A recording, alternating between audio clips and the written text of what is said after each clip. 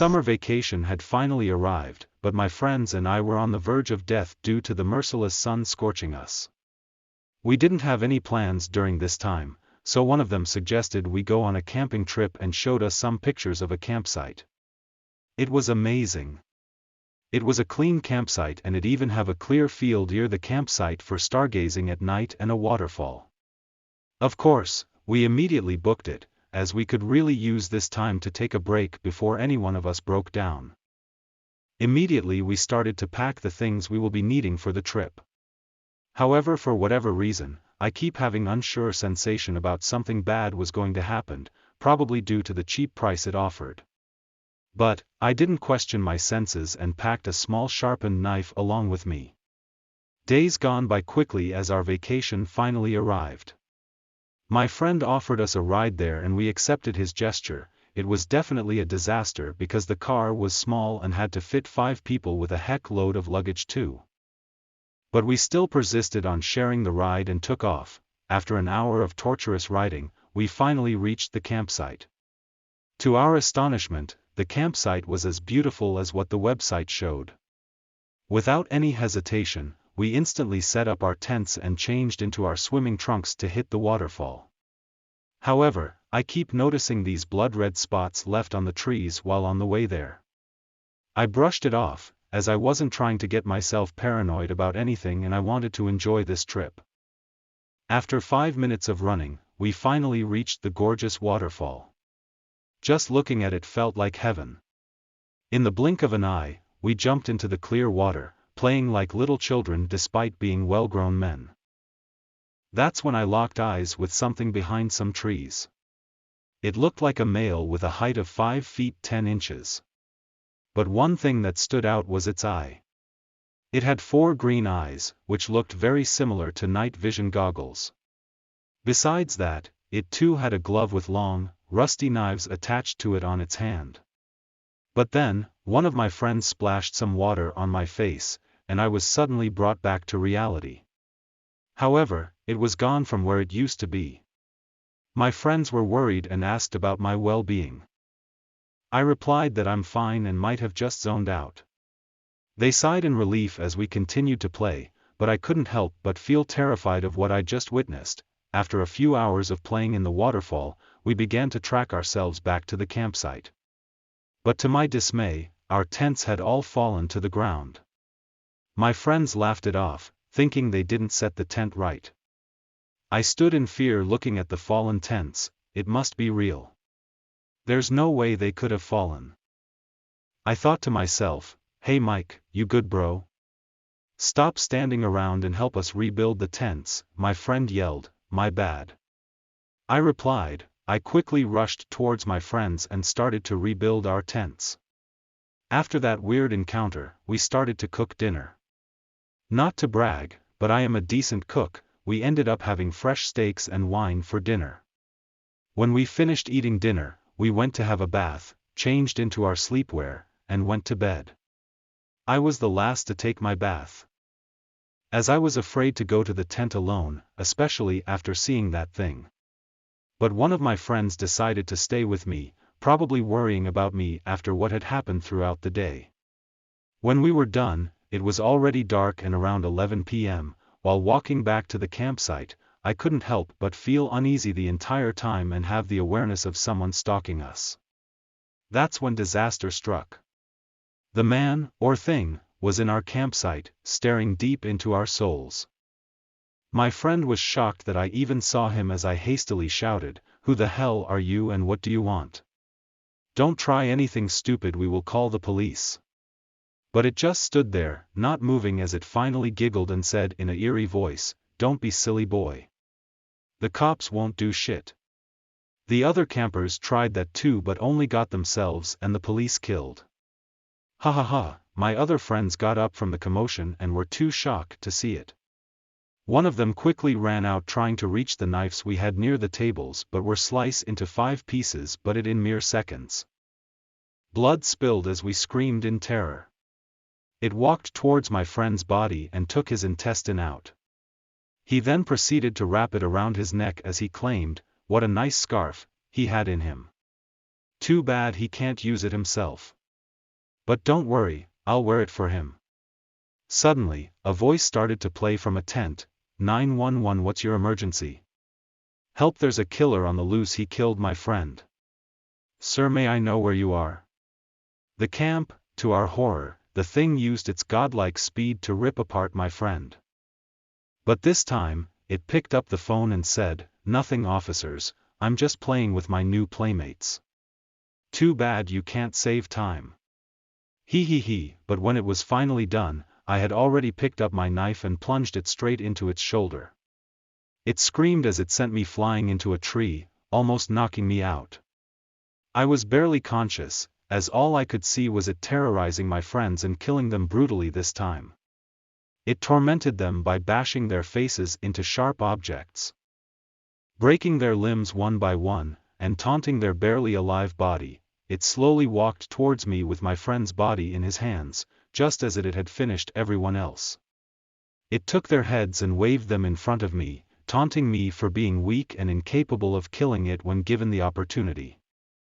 But all I can do is crawl backwards as he leads me to a choke hole, lifts me into the air, and says, don't worry, little guy. You'll be joining those weaklings soon. As he raised his hand up high ready to kill me, bang, bang, as it fell to the ground, I was dropped to my knees.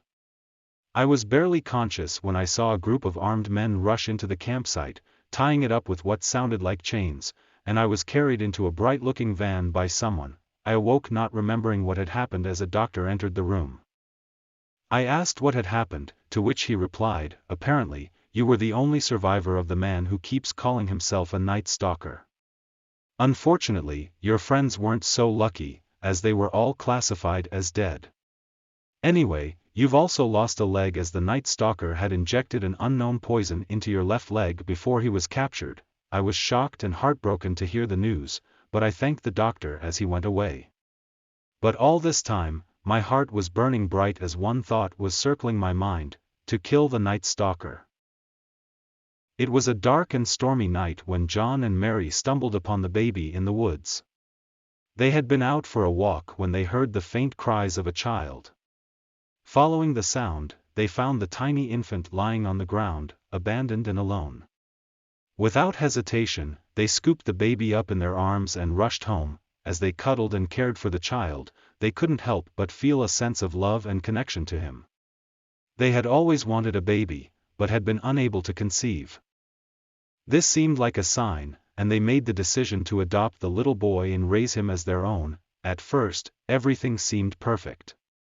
The baby was healthy and happy, and John and Mary were thrilled to be parents.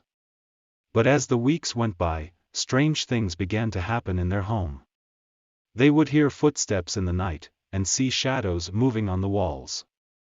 They would find objects moved or broken, as if by some unseen hand. Despite their concerns, they tried to ignore the strange occurrences and focus on their new family.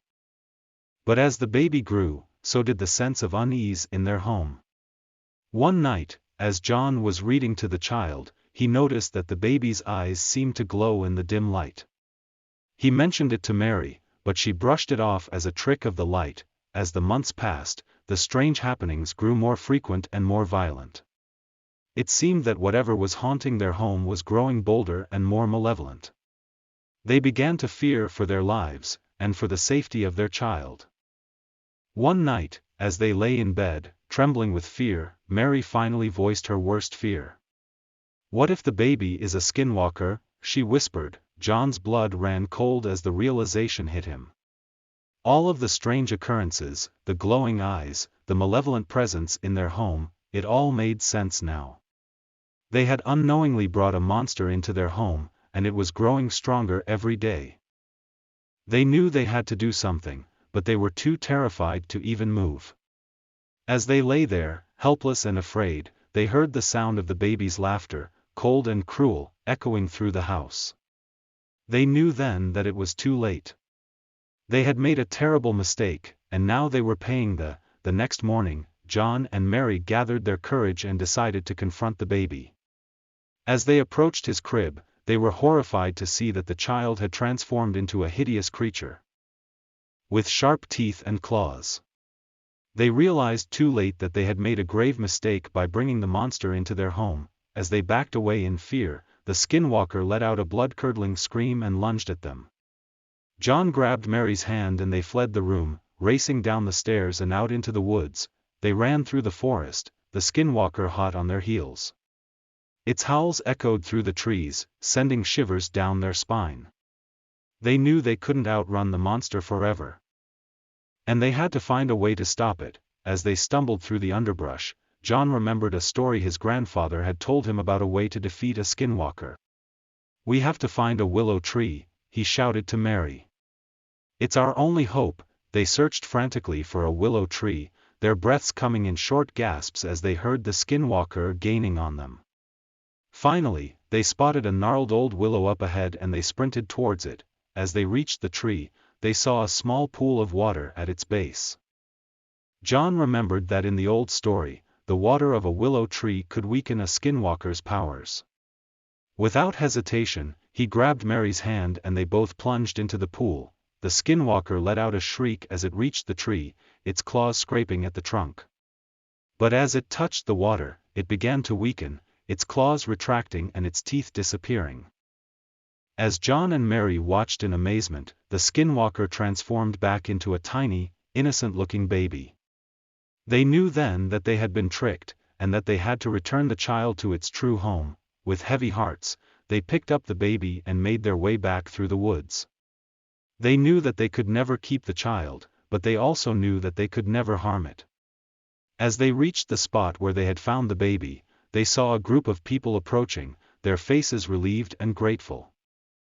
John and Mary handed the child over, tears streaming down their faces as they said goodbye. They knew that they could never forget the terrifying experience they had lived through, but they also knew that they had been given a second chance at life. They turned and walked away, vowing to never let anything like this happen again. I was 11 at the time and had been hanging out in my house. It was a normal night and I was doing fine. Watching TV, playing on my phone, and just having a nice time in general. The only other person home was my mom. She had always let me stay up late but went to bed early herself. So I was technically alone. I was sitting on the couch when I felt thirsty. I figured I would just get up, get a drink and a snack and sit back down. I stood up and started walking over to the kitchen, which was probably 20 feet away. With the layout of my house, the main floor are my mom's bedroom and the living room is the top floor. Another thing to note is we have a sliding glass door next to the kitchen. As I was walking over, I saw the blinds were not closed on the door. It was pitch black. I thought about how something could be outside looking at me. But I wasn't that creeped out. As I was walking, about a second after I had that thought, I heard a scream. Not a play scream, a real scream. That ruled off it being a neighborhood kid. It sounded like a hurt, adult woman. It sounded like it came from outside or downstairs in my room. It was a 50-50 chance, but I wasn't taking that. Being a terrified 11-year-old, I ran to my mother's room. She was fast asleep, but I cuddled up to her and eventually fell asleep.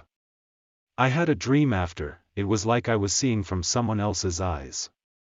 They crawled into my mother's room as I watched in horror, not being able to control who or what I was seeing. It crawled up next to me.